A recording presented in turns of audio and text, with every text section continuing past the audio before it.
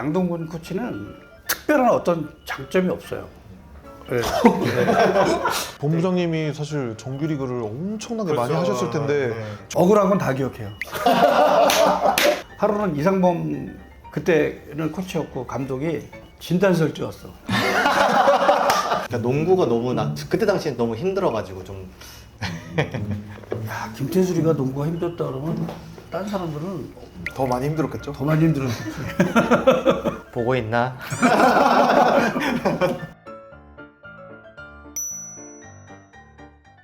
개인적인 질문이 있어서요. 한일전 1차전 중계를 저희가 녹화 방송을 했었어요. 그 저희가 그거 끝나고 2002, 2014 누가 이기냐 저희끼리 그걸 찍었었거든요. 저는 2014년도가 이긴다고 했었고 근데 이제 또 직접 지도를 하셨기 때문에 이거는 한잔 말해. 아 근데 그때 감독님이 김진 감독님이시고 2014년 나니까 나는 당연히 이제 이렇게 얘기할 수밖에 없는데 근데 뭐 이제 다른 게 있어요. 뭐가 다르냐면 선수 구성은 그쪽이 훨씬 좋죠. 정말 네임밸류가 누구 하나 빠지는 사람이 없이 너무 좋죠. 근데 그 내용을 보면 상대가 안 되죠. 그렇죠. 그렇게 나는 그 자신 있게 얘기할 수 있어요. 선수들한테 너무 고마운 거는 물론 2002년도에도 선수들이 가지고 있는 열정이 대단했죠. 눈빛을 보면 아는데 근데 그 눈빛도 2014년이 더 강해요. 그때 신세계통신 감독이었을 거예요 아마. 그게 사실은 김진 감독님이 같이 일을 하자고 했었어요. 코치로.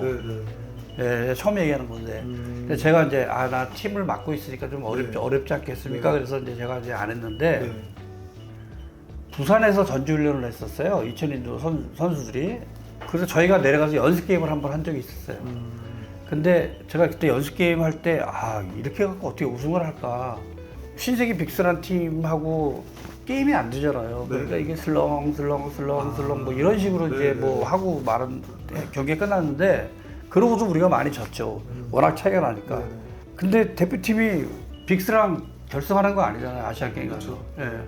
예. 저는 이제 성격이 좀 달라서 그런지 몰라도 어디랑 해도 이게 무조건 우리가 준비한 거를 보여서 실행하고 그 다음 거 준비하고 이렇게 가야 되는 성격이라서 14년도에 선수들이 더 고생을 많이 했고 과정이 더 좋았고 힘들었고 그리고 뭐 우리 선수들이니까 뭐 그리고 다 공통적으로 14년도 분들이 말씀하시는 게 우리 훈련량은 아무도 못 이긴다. 우리가 지면 너무 억울하다.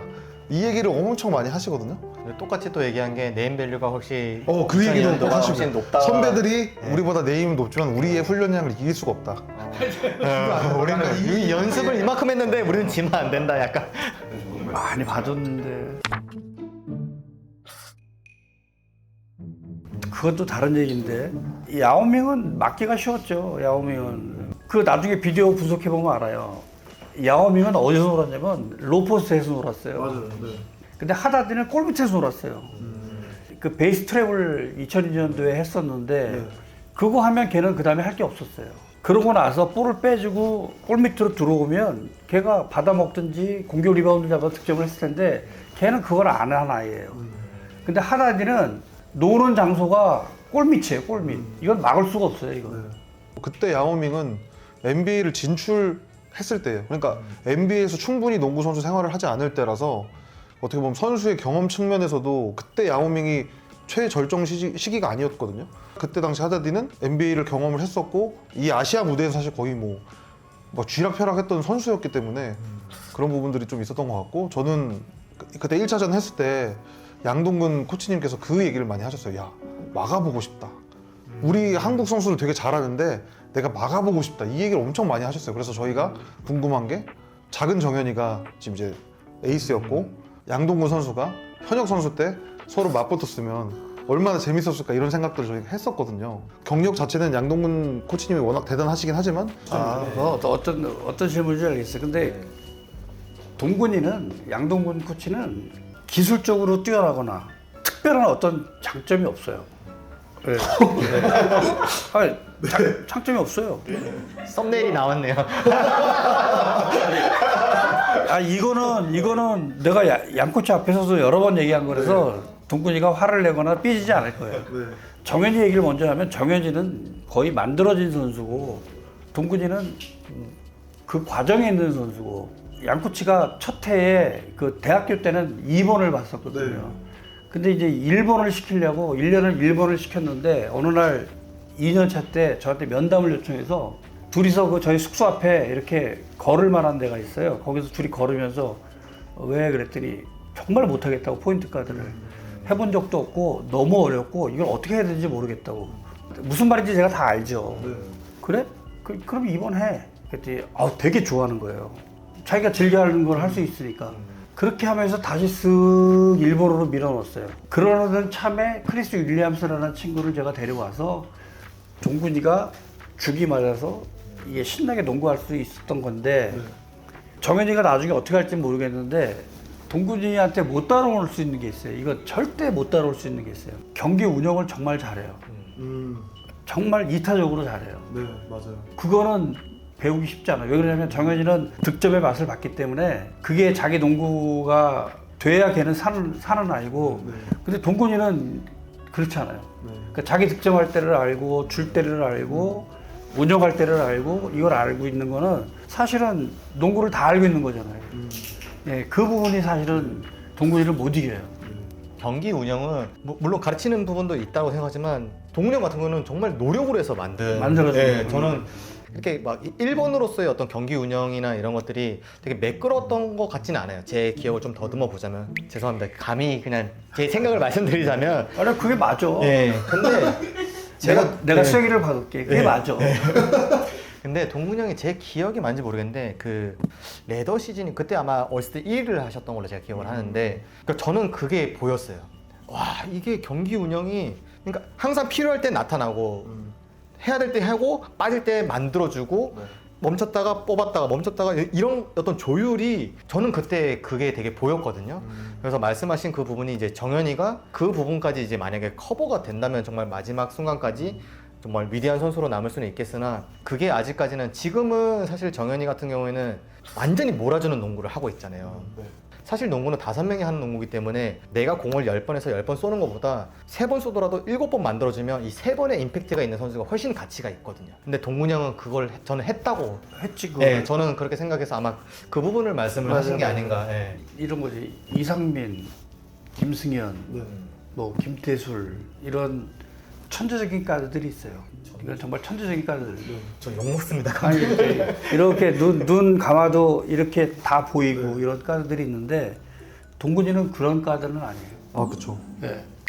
내가 얘기하면 안 되는구나. 내가 얘기하면 안 되는 거구나. 아, 전부 다 노력에 의해서 네. 만들어진 거예요. 그 이상민, 뭐 김승현, 김태 이런 친구들은 이렇게 공격 들어가면 흐름이 어떻게 어디서 어디로 지나가고 누가 이렇게 지나가게 다 보여요. 그래서 예측해서 어시스트라는 친구들이고 동근이는 그거는 몰라요. 그 정석대로 탁탁탁탁 나눠주는 건데 그러면 사실은 개수로 치면은 어느 게 많아야 되냐면 감각적으로 보는 사람들이 이게 더 많아야 되거든요. 근데 나중에 보면 동근이가 더 많아요. 그건 뭐냐면 충실한 친구예요. 충실한 친구. 그러기 쉽지가 않아요. 그래서 업다운이 없는 거예요. 비교를 하자고 해서 저희가 이제 재밌는 주제니까 얘기를 하는 거지만 저는 양동근 선수랑 이정현 선수는 확실히 다르다고 생각하거든요. 양동근 선수는 뭘 잘해? 육각형이 되게 큰 느낌인데 뭔가 뾰족한 것만 안 보여. 근데 농구 누구 제일 잘해? 그 양동근이야. 약간 이런 느낌의 선수면 전 정현이는 득점을 하면서 팀을 끌고 가는 맛이 있다고 생각하거든요. 그러니까 이게 그 득점으로 우리 팀을 어떻게든 내 멱살 쥐고 그냥 간다. 이게 저는 또 이정현의 농구 맛이라고 생각을 하거든요. 아 근데 애초에 질문이 잘못됐어. 그거를 비교하면 아직은 안 되지. 아 그죠. 사실 아직은 비교하기 이른 시점인데 또 팬분들은 궁금하실 수도 있을 것 같아서 한번. 존경하는 선배 뭐 농구인 얘기하면 저는 동근 형을 얘기하거든요.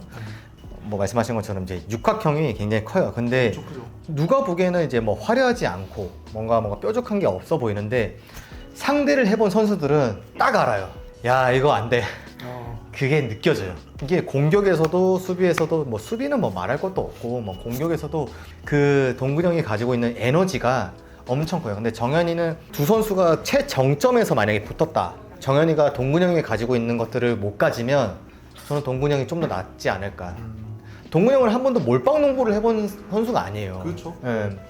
뭐 몰빵 농구라 하기 좀 그렇지만 이제 팀의 전술상 이제 그런 건데 저는 동근 형이 대표팀 와서도 정말 존경스러웠던 부분이 존스컵인가 갔는데 이게 손이 어떻게 다치셨나? 샵을 갑자기 못 뛰신대요. 근데 동근 형이 뭘 했냐면 밥을 했어요. 밥을 해가지고 농구를 못 뛰니까. 선수들 밥을 다 챙기고 그걸 했어요. 근데 내가 그거 보면서 형 진짜 미쳤다. 이 형은 진짜 그래서 내가 얘기한 게 배려할 수 있는 사람이 그런 자리에 가는 거야.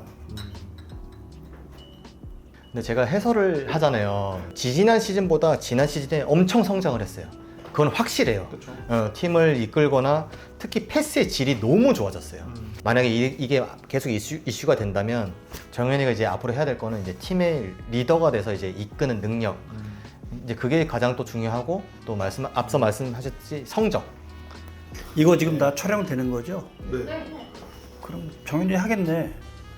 볼 테니까 하겠지. 그리고 저는 그 양동근 코치님께서 늘 겸손함을 유지하시는데 저는 순간적으로 겸손하시지 않는다고 느낄 때가 사실 농구 선수분들이 농구할 때 수비랑 공격 둘 다 하는 거 솔직히 어렵잖아요. 체력적으로. 근데 양동근 코치님이 되게 아니 농구 어차피 수비랑 공격밖에 없는데 그 두 개 다 해야 되는 거 아니야? 농구 공격이랑 수비 2개밖에 없는데 왜 하나 포기하면 어떡해?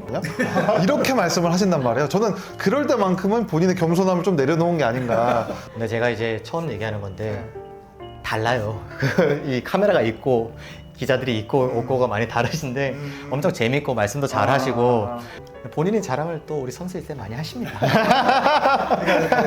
외적으로는 겸손하지만 실제로 나도 잘한다는 걸 알고 계신 거죠? 알고 계십니다. 그렇죠. 모를 수가 없죠. 근데 그거는 자존심이라고 생각해요. 저는 동근 형의 자존심. 누군가의 평가가 조금 절하한다고 해도 동근 형은 이미 이뤄놓은 게 확실하게 있기 때문에 사실 너무 겸손한 것도 좀 우리나라 농구의 뭐 고트라고 해서 가장 최고의 선수 누구냐 막 이런 논쟁들을 팬분들은 하시거든요.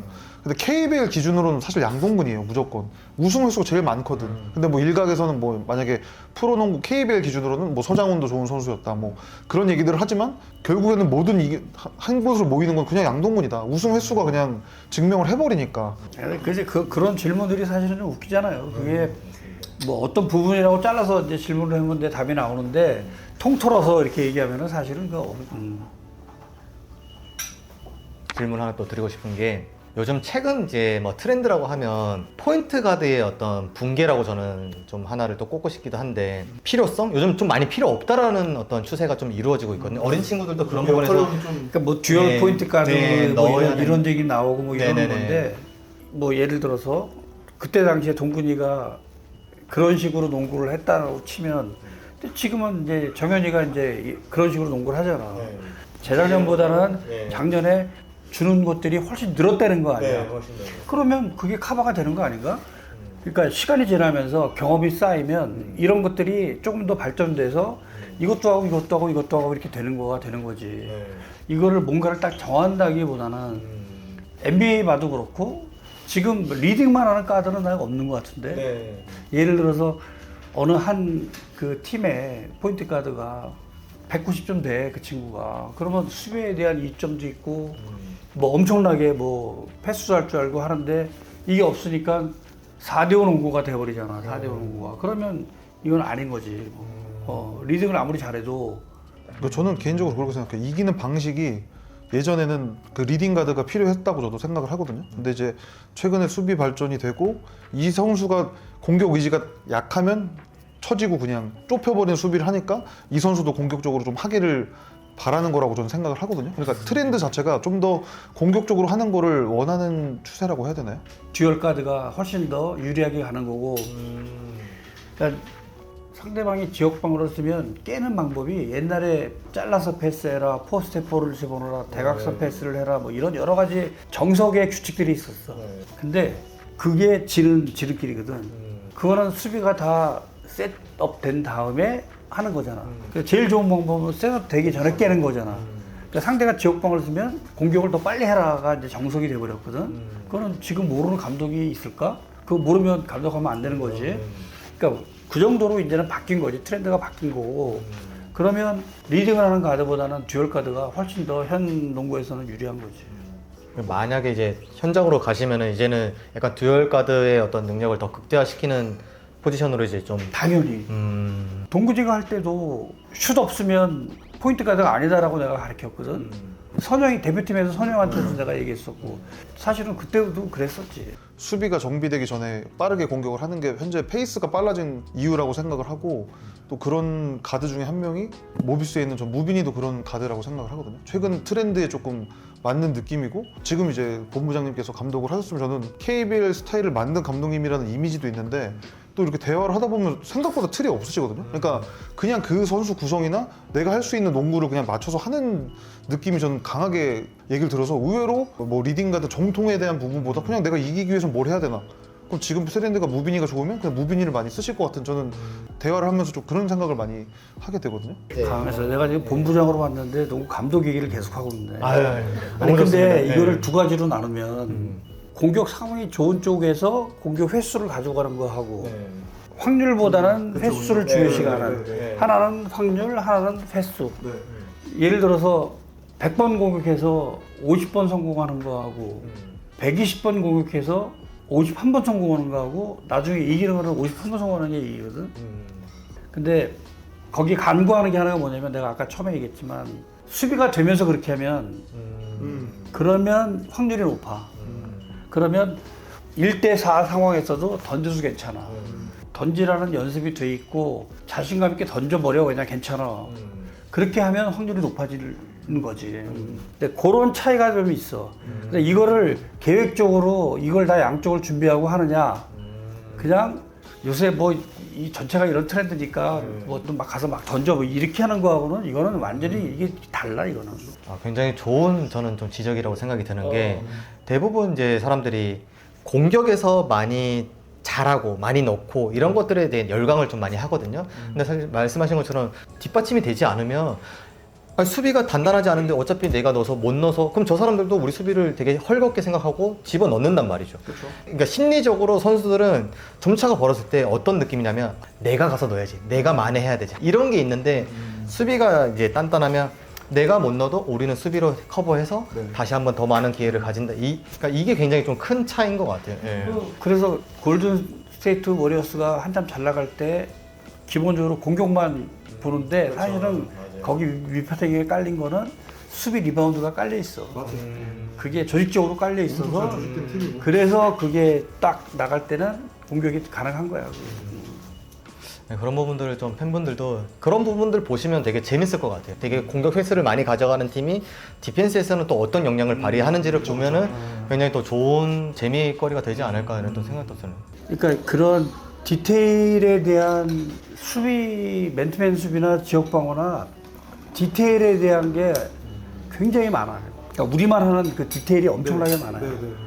그래서 보통 모비스 수비가 어렵다고 하고 선수들도 그런 것들을 이게 하는 게 말씀하신 디테일을 체득을 하고 하는 데까지도 시간이 좀 걸리니까 좀 그렇게 얘기하는 거라고 생각하거든요. 저도 선수 때 제가 DVD를 정말 많이 보는 선수 중에 한 명이었는데 모비스 경기를 정말 많이 봤어요. 왜냐면 수비가 저는 피켓롤을 많이 하는 선수다 보니까 피켓롤이 일반 다른 팀들이랑 좀 많이 달라요. 네, 그래서 저는 좀 공략을 좀 잘 못했다고 저는 생각이 많이 들거든요. 그래도 네, 원래 그래도 네. 제일 잘했지. 그나마 제일 잘했지. 근데 그게 달라요. 이게 선수들은 아마 이런 얘기를 들으면 딱 알 텐데 그냥 내가 들어보시면 이 사람은 이미 여기 와 있는 게 맞는 거야. 근데 안 와 있으니까 헷갈리는 거야 자꾸. 혹시 실례가 안 된다면 저도 그때 당시 피켄더를 좀 너 잘했지. 그럼요. 저는 혹시 어떤 아, 뭐 공략이 필요 없었겠지만 감독님이 보실 때 김태수를 어떻게 공략하셨는지. 뭐 쉬웠다라고 하지 마시고 아니 한 번은 준비한 거로 졌어요. 졌는데 왜 졌냐면 얘가 이렇게 들어가다가 백보드를 던지는데 다 열어가는 거야. 그나마 이 친구가 가진 것 중에 제일 약한 게 슛이라고 생각을 해서 예, 이제 이렇게 들어가는 거를 그럼 줘 이거는 어느 하나를 포기해야 되니까. 근데 이게 다 들어가더라고. 그래서 졌어. 제 기억에 맞다면 2012-13 시즌에 제가 모비스를 상대로 3라운드 4라운드에 마지막 파울을 얻어내서 자유투 넣고 이겼거든요. 그 울산이지. 아니요, 근데 안양에서도 한 번 이기고 울산에서 똑같은 상황에서 제가 파울을 얻어내서 근데 그거는 페이크를 썼는데 그때 수비한 애가 위로 떴다가 아래로 내려왔어. 그리고 네가 대구 던졌는데 이걸 불었어. 그걸로 졌어. 제가 잘한 건 아니군요. 잘 이용을 하시거든요. 안양에서는 네가 잘했지. 제 기억에는 그냥 파울을 제가 얻어내려고 했는데 저도 좀 아리송한 느낌이 없지 않아 있었어요. 근데 어쨌든 파울을 불어주니까 자유투를 쏘게 됐고 와 근데 지금 맞아. 네, 저는 기억이 본부장님이 사실 정규리그를 엄청나게 많이 그렇죠. 하셨을 텐데 정확하게 그 상황을 기억하고 계시네요. 억울한 건 다 기억해요. 억울한 거. 네. 저는 사실 그 84년생으로 태어난 게 굉장히 부모님께 좀 원망스러울 때가 많이 있었어요. 왜 이렇게 기라성 같은 선배님 6년 주기설을 껴가지고 한 살만 더 빨리 태어났는데 늦게 태어났으면 그래도 그런 게 안 걸리고 괜찮았을 텐데 저는 천재가가 절대 아닙니다. 저는 노력합니다. 아 근데 또 그 84년생 분들이 또 KBL에서 황금 드래프트 네, 정말 1순위를 차지하신 거니까 아 근데 그거 이렇게 보는 거는 천재야. 그건 노력으로 되는 게 아니지. 물론 노력도 하셨지만 또 천재성도 그러니까 노력은 다른 거로 이제 네. 뭐 백보드 샷이나 뭐 스텝 움직이는 거나 뭐 이런 또 수비의 스틸 요령이나 이런 거는 코트 비전. 코트 비전은 그건 타고나야지. 뭐. 최근에 이제 KBL 경기 보시면서 얘는 좀 재밌다. 이 친구는 그래도 좀 눈이 간다. 이런 혹시 선수들이 하윤기, 하윤기. 하윤기. 저랑 똑같아요. 나는 그렇게 운동 능력이 좋은 줄 몰랐고 네. 슛 센스나 이런 것들이 맞아요. 그렇게 좋은 줄 몰랐는데 맞아요. 아주 저도 똑같이 생각하고 있어요. 얘 진짜 얘는 좀 다르다. 그리고 걔가 좀 장점이 뭐냐면 물론 운동량도 있는데 뭐 흔히 얘기하는 주접을 안 떨어요. 그리고 굉장히 그런 거예요, 맞아. 높은데 야 나랑 어떻게 똑같냐. 나는 아무리 잘해도 좀 이렇게 나대는 거 별로 안 좋아하거든. 네. 사람들이 되게 열심히 해서 성장하는 에너지가 많을 거라고, 그러니까 거기에 필요한 에너지가 많을 거라고 생각하잖아요. 근데 저는 반대예요. 절제하는 에너지가 훨씬 더 많이 든다고 생각을 하거든요. 윤기 같은 경우에는 사실은 이제 성장을 많이 해서 스포트라이트를 많이 받고 이번에 일본 가서도 잘했죠. 네, 근데 이번 연습 경기하는 이제 그 KT 이제 유튜브를 통해서 봤는데 똑같아요. 그러니까 너무 매력적인 거예요, 그게. 그리고 제가 만약에 포인트 가드라면 예전에 종규 같은 느낌도 좀 들어요. 그러니까 종규는 약간 좀 다른 느낌이긴 한데 너무 재밌겠다. 얘랑 뛰면. 이거 우리가 짜고 얘기하는 줄 알겠다. 네. 그래서 사실은 정말 아닌데 있는 그대로를 오늘 처음 보고 얘기하는 건데 너무 비슷하네. 더 웃긴 건 뭔지 알아요? 걔는 덩크를 막 이렇게도 찍고 이렇게도 찍고 이게 되게 멋있잖아요, 누가 봐도. 그쵸. 근데 그 과정을 보면 아무런 군더더기가 없어요. 그냥 맞아요. 스크린 걸면 빠지고 맞아요. 너도 허허허 하고 그냥 백코트하고 뒤에 뛰는 거예요. 맞아요. 아, 쟤는 더 늘겠다. 잘할 수 있겠다. 저는 또 그리고 이것도 있고. 슛이 있고. 네. 맞아요. 몇 가지만 가르치면 훨씬 더 성장할 수 있는. 네네. 그 성격이 약간 또 허허실실이에요. 그냥 해맑고 농구 좋아하고 잘하고 싶어하고 뭔가 그 농구랑 성격도 비슷한 것 같아요. 기본적으로 뭔가 꾸밈 이런 거 자체가 없고 그냥 좋아. 열심히 하고 딱 말씀하신 군더더기 없는 느낌 좀 많이 있어요. 가만있어 봐, 우리도 그 경기본부장 얘기를 더 해야지. 저는 제가 KBL TV 운영자 입장에서면 저는 본부장님이랑 컨텐츠를 되게 많이 찍고 싶어 할 것 같거든요. 심판분들한테 강도 높은 훈련도 시키시는데 그러면 본부장님이 직접 훈련도 한번 해보시고 본부장님이 심판도 봐보시고 하면 저는 되게 재밌을 것 같은데 어떻게 보면 약간의 좀 재미의 이벤트? 그런 것들은 생각이 좀 어떠신지도. 나 10년 전에 내가 아시안 게임 때는 그 코칭 스태프 야간에 다 불러다가 거기서 서킷 하고 그랬어요. 아 진짜요? 내가 그때 직접. 그때 직접 이제 하셨구나. 나 이훈재, 이상범, 그다음에 여자는 유성우 감독은 네. 가르쳐야 되니까 안 하고 전주원 코치 이렇게 해서 다 같이 서킷하고 막 이러고 와, 야간에. 하셨구나. 네, 했어요. 했는데 하루는 이상범 그때는 코치였고 감독이 진단서를 찍었어. 자기 아프다고 못한다고 진단서를 찍었어. 야, 그 병원 진단서에는 어떻게 할 수가 없어서 야, 너 쉬어. 그리고 대박이다. 우리 셋이 다 했어요. 10년 전에. 너무 웃겨. 진짜 이상범이 웃기지 않나요? 대박이지 대박. 그 지금도 자랑하고 다녀. 그때 나는 안 했다고? 빠졌다고. 그 처음에 했을 때 1년 6개월 전에 했을 때 그거 반응이 괜찮았어요. 엄청 좋았어요. 그래요? 너무 좋았어요. 네. 저 그때 진짜 연락 많이 받았어요. 그래요? 연락 안 하고 지내던 친구들도 연락 와서 진짜 잘 봤다고. 그리고 농구 관계자분들도 너무 내용 좋았다고. 더 많이 했으면 좋겠다고. 똑같아요. 아, 나는 감독할 때보다 사실은 요새 인터뷰가 더 많아요. 근데 인터뷰하는 사람마다 정말 말씀 잘하시네요 그래. 근데 뭘 예전에 내가 얼마나 못했으면 이렇게 하는 걸 잘한다 그래. 아유. 그냥 본부장님의 이미지가 매체에서 이렇게 접했을 때는 다소 딱딱해 보이시고 작년에 뵀을 때도 그렇고 올해도 뵀을 때도 엄청 푸근하시고 대화를 해봤을 때 전혀 그런 게 별로 안 느껴지거든요. 근데 이제 이게 붙으면 딱 인상이 딱 일단 찌그러지고 그러니까 이제 거기 확 이걸 하니까